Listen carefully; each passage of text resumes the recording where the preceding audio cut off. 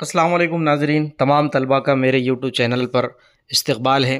آپ لوگوں کے لیے انشاءاللہ سی ٹیٹ اور ٹی ای ٹی میں اردو سلیبس سے متعلق جتنے بھی گرامر کے سوالات ہیں جو پوچھے جاتے ہیں، جو اکثر پوچھے جاتے ہیں، اور اردو کا جو گرامر ہے جو بہت سارے طلباء اس سے دور رہتے ہیں، انشاءاللہ ایسی مفید معلومات اور مفید ویڈیوز اردو گرامر سے متعلق انشاءاللہ میں آپ تک پہنچاتے رہوں گا، جو آپ کے لیے کافی فائدہ مند ہوں گے سی ٹیٹ میں اور ٹی ای ٹی میں۔ تو چلیے انشاءاللہ شروعات کرتے ہیں کہ اردو قواعد سے مراد اردو زبان کے اصول اور قواعد جو جملہ بندی اور الفاظ کے صحیح استعمال اور تحریر کو درست رکھنے میں مددگار ہوتے ہیں۔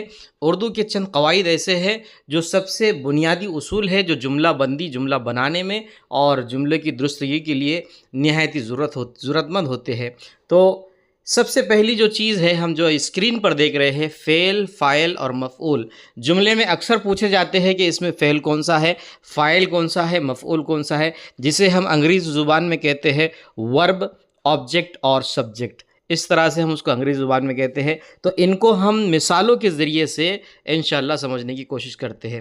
تو سب سے پہلی جو چیز ہے وہ ہے فعل، یعنی کہ ورب، کوئی کام یا عمل، جو امر ہے، جو کام ہے، جو عمل ہے جملے کے اندر جس پر، تو اس کو ہم ورب فعل کہتے ہیں، یعنی کہ ورب کہتے ہیں۔ جیسے یہاں پر 3 مثالیں بتائی گئی ہے کہ علی پڑھتا ہے، بچہ دوڑتا ہے، میں کھاتا ہوں۔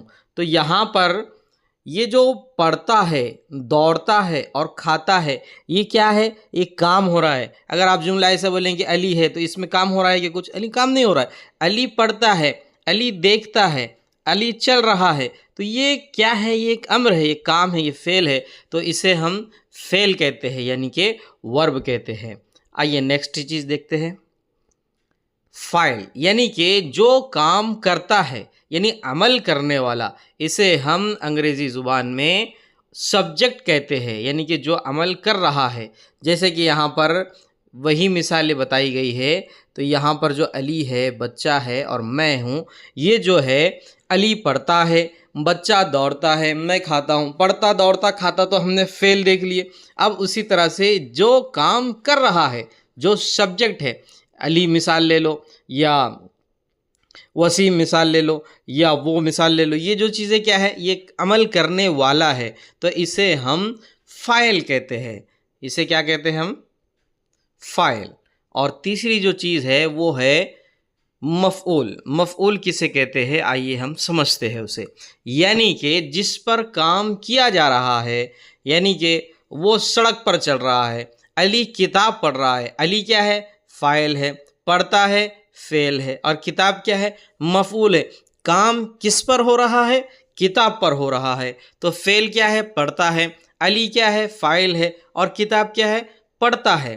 بچہ بال پھینکتا ہے، تو یہ اس میں ہم کیا کہیں گے کہ بچہ جو ہے فاعل ہے، یعنی کہ عمل کرنے والا ہے، پھینکتا ہے یہ فعل ہے، اور مفعول کیا ہے؟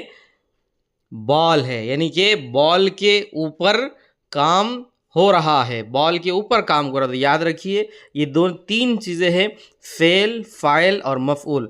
ورب، سبجیکٹ، آبجیکٹ۔ فعل یعنی کہ کوئی کام یا عمل، فاعل یعنی کہ عمل کرنے والا، اور مفعول یعنی کہ آبجیکٹ۔